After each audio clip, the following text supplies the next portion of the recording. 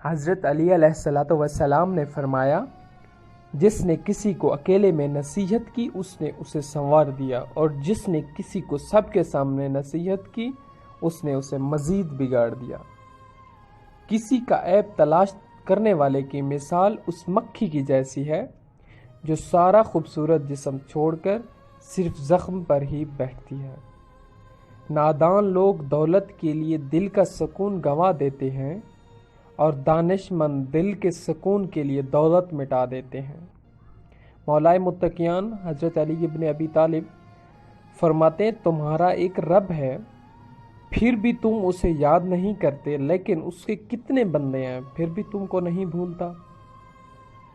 پریشانی ازمائش ہے یہ سزا۔ مولائے متقیان سے کسی نے پوچھا، یہ کیسے پتہ چلے گا کہ جو پریشانی یا مصیبت ہم پر آئی ہے وہ اللہ کی طرف سے آزمائش ہے یا ہم پر اللہ کی طرف سے سزا ہے؟ آپ نے بہت ہی خوبصورت جواب دیا، جو مصیبت تجھے اللہ کی طرف لے جائے وہ آزمائش ہے، اور جو مصیبت تجھے اللہ سے دور کر دے وہ سزا ہے۔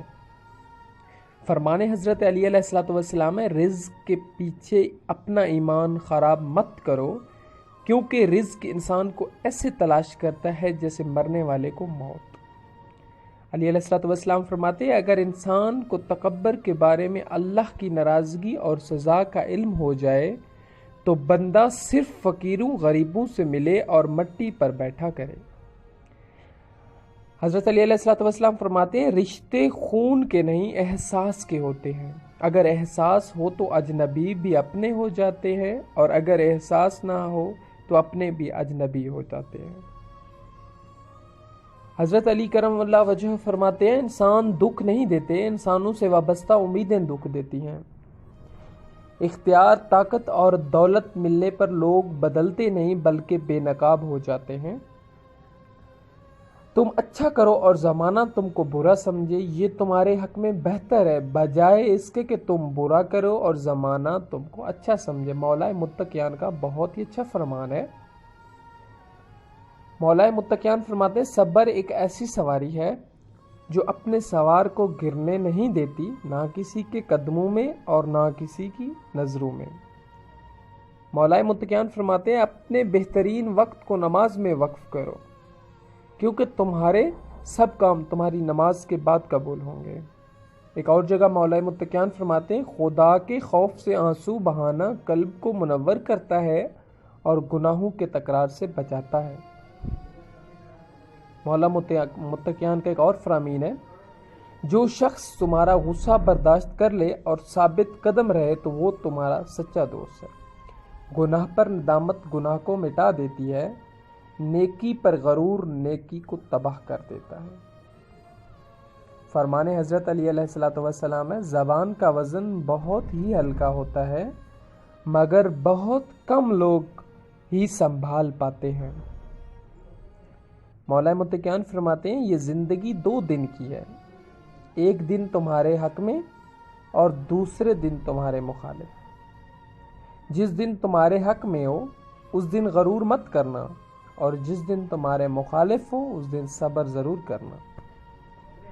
مولائے متقیان فرماتے ہیں، زندگی کے ہر موڑ پر صلح کرنا سیکھو، کیونکہ جھکتا وہی ہے جس میں جان ہوتی ہے، اکڑنا تو مردے کی پہچان ہوتی ہے۔ دوست کو دولت کی نگاہ سے مت دیکھو، وفا کرنے والے دوست اکثر غریب ہوتے ہیں۔ اگر دوستی تمہاری کمزوری ہے تو تم دنیا کے سب سے طاقتور انسان ہو۔ فرمان حضرت علی علیہ الصلوۃ والسلام ہے، کبھی بھی اپنی جسمانی طاقت اور دولت پر بھروسہ نہ کرو، کیونکہ بیماری اور غربت آنے میں دیر نہیں لگتی۔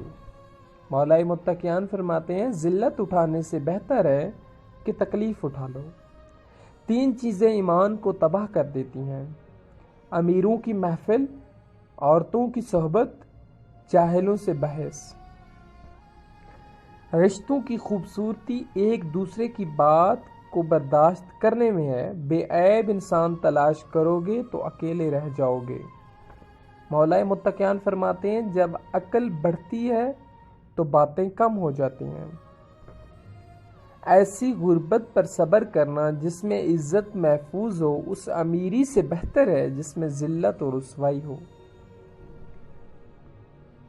جو شخص موت کو زیادہ یاد رکھتا ہے وہ تھوڑی سی دنیا پر بھی خوش ہو جاتا ہے۔